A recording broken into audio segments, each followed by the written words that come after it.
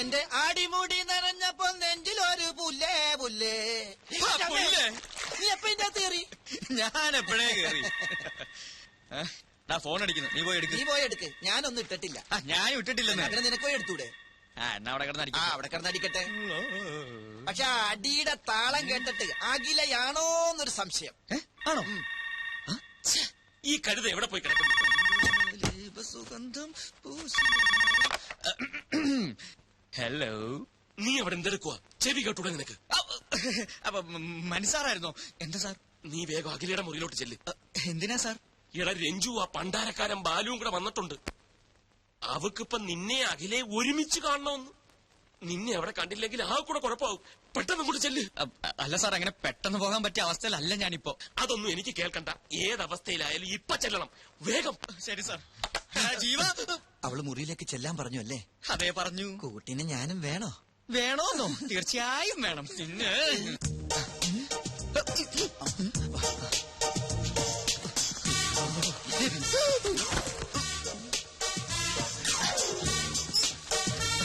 പിന്നെ പല്ല് തേക്കാൻ വേണ്ടി ഇറങ്ങി.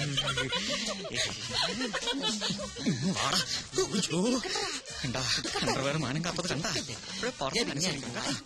ഇല്ലെന്നേ, പിന്നെ വിളിച്ചിട്ടേ ഇല്ല. അതൊക്കെ ഞാൻ മാനേജ് ചെയ്തോളാം. Don't worry Jyotsna. Good night.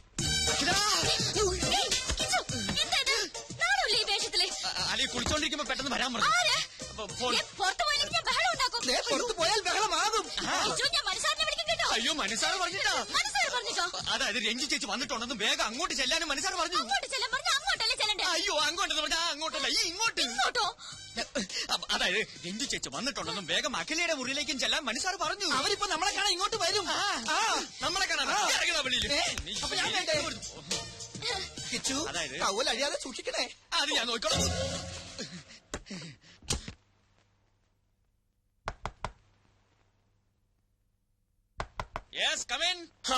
അവരെത്തി. മഹാഭാഗ്യം. അല്ല, അവരെന്റെ പുറത്തു പോയിരിക്കായിരുന്നു. ഈവനിങ് വാക്കിന് അവർ തിരിച്ചെത്തി. സാർ, എന്തുപറ്റി? വെറുതെ കിടക്കുക. ഹായ് രഞ്ജു ചേച്ചി, സർപ്രൈസ്. ഇത് എപ്പ എത്തി? കുറച്ചു നേരമായി. മണി 8 ആയല്ലേ ഉള്ളൂ. അതിനു മുമ്പ് ഉറക്കമായോ? ഉറങ്ങേ, അത് കുറച്ച് കഴിയും. ഈ എ സിയുടെ തണുപ്പിൽ ഇങ്ങനെ കെട്ടിപ്പിടിച്ച് കിടക്കാൻ നല്ല സുഖല്ലേ? അല്ലേ ഡാർലിംഗ്?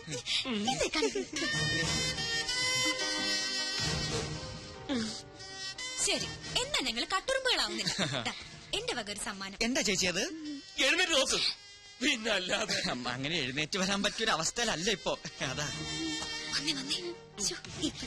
ഒരു മിനിറ്റ് കിച്ചു, പെട്ടെന്ന് എഴുന്നേറ്റോ. എനിക്ക് അത്യാവശ്യമായിട്ടൊരു കാര്യം പറയാനുണ്ട്. ഒഫീഷ്യൽ. ഇപ്പോഴോ? ഇമ്മീഡിയറ്റ്. എന്തൊക്കെയാ പറഞ്ഞത്? തണുപ്പത്ത് കെട്ടിപ്പിടിച്ചെടുക്ക സുഖാണത്രേ. വേറെ ഒന്നും കിട്ടിയില്ല പറയാൻ. അപ്പ വായി വന്ന് പറഞ്ഞു പോയി. മതി, അഭിനയം മതി. എന്റെ നിന്റെ റൂം പോ. നിന്നോട് എന്റെ നൈറ്റ് എടുത്തരാൻ പറഞ്ഞ?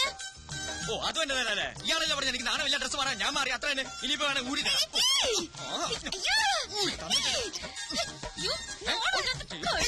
എന്താ കാണിക്കേ?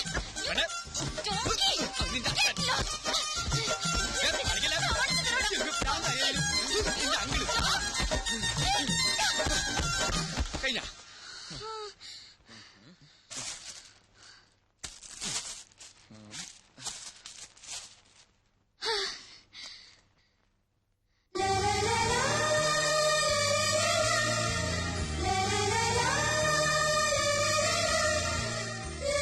എന്താ കിച്ചു അത്? രഞ്ജു ചേച്ചിയുടെ ഗിഫ്റ്റാ. Made for each other.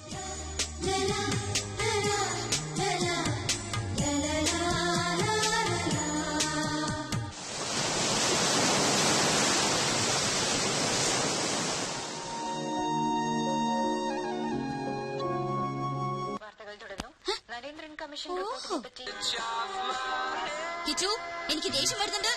ഓഹോ, അങ്ങനെ ഒരു മോശം തനിക്കുണ്ടോ? ഞാൻ കണ്ടിട്ടില്ലല്ലോ. ആ റിമോട്ടിങ്ങില്ല. എനിക്ക് ആ ഫിലിം കാണണം. എന്നാ എനിക്ക് ആ ഫിലിം കാണണ്ട. അത്രയ്ക്കായോ? ഇത് എന്റെ റൂമാ. എനിക്ക് ഇഷ്ടമുള്ള ചാനൽ ഞാൻ കാണും. റിമോട്ട് റിമോട്ട് തരാൻ കളിക്കില്ല. റിമോട്ട് തരാം.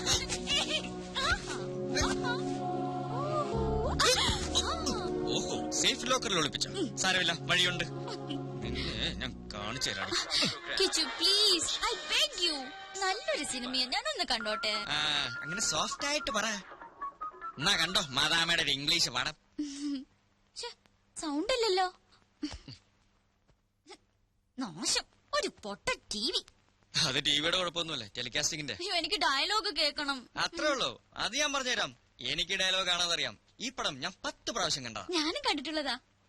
എന്നാ ഒരു കാര്യം ചെയ്യാം, ഈ ഹീറോയുടെ ഡയലോഗ് ഞാൻ പറയാം, ഹീറോയിന്റെ ഡയലോഗ് താൻ പറ.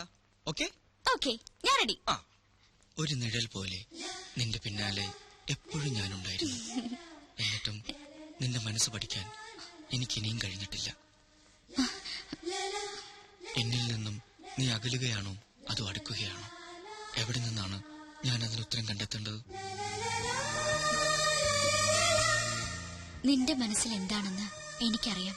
പക്ഷേ അതെന്നോട് പറയാത്തിടത്തോളം നിനക്ക് ഉത്തരം കിട്ടില്ല.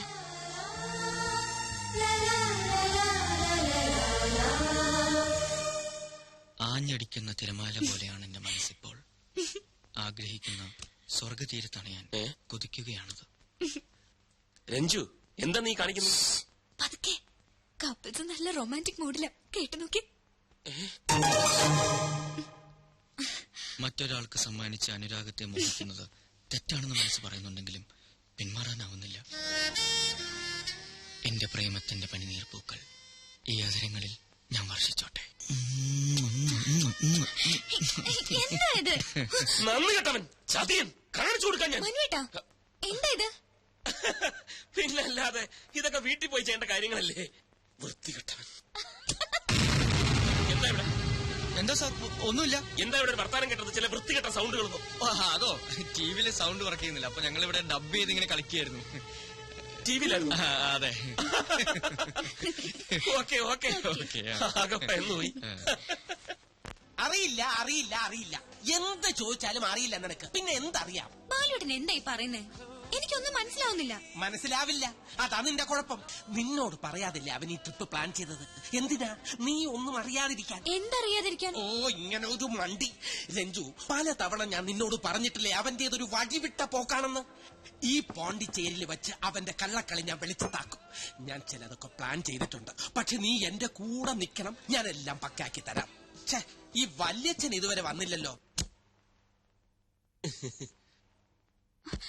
എന്താ മനു, എന്താ ഇത്? പതുക്കെ, രഞ്ജു അപ്പുറത്തുണ്ട്. ഞാനൊരു കാര്യം പറയാൻ വേണ്ടി വന്ന അവള് വന്ന് കയറിയത് കാരണം അഖിലയോടൊന്നും മിണ്ടാൻ പോലും ഇതിലേട്ടും കഴിഞ്ഞിട്ടില്ല. ഒരു പദ്ധതി ഞാൻ പ്ലാൻ ചെയ്തു. എന്താ അത്? അഖില വേഗം റെഡി ആവണം. നമ്മളൊരു ഔട്ടിങ്ങിന് പോകുന്നു. കുറച്ചകലെയാ, രാത്രിയിലേ മടങ്ങി വരും. അയ്യോ, രഞ്ജു ചേച്ചി എന്നെ തിരക്കിയാ. അതൊക്കെ എന്തെങ്കിലും പറഞ്ഞ് ഞാൻ മാനേജ് ചെയ്തോളാം. അഖില ട്രീ ഹട്ടിൽ കയറിയിട്ടുണ്ട്. ഈ മരത്തിന്റെ മുകളിൽ കെട്ടിയുണ്ടാക്കിയ വീടാ. അവിടെയാണ് നമ്മൾ താമസിക്കുന്നത്. അപ്പൊ എല്ലാം പറഞ്ഞ പോലെ ഇപ്പൊ ഇറങ്ങണ്ട, ഞാൻ ഫോൺ ചെയ്യുമ്പോ ഇറങ്ങി. ഓക്കെ?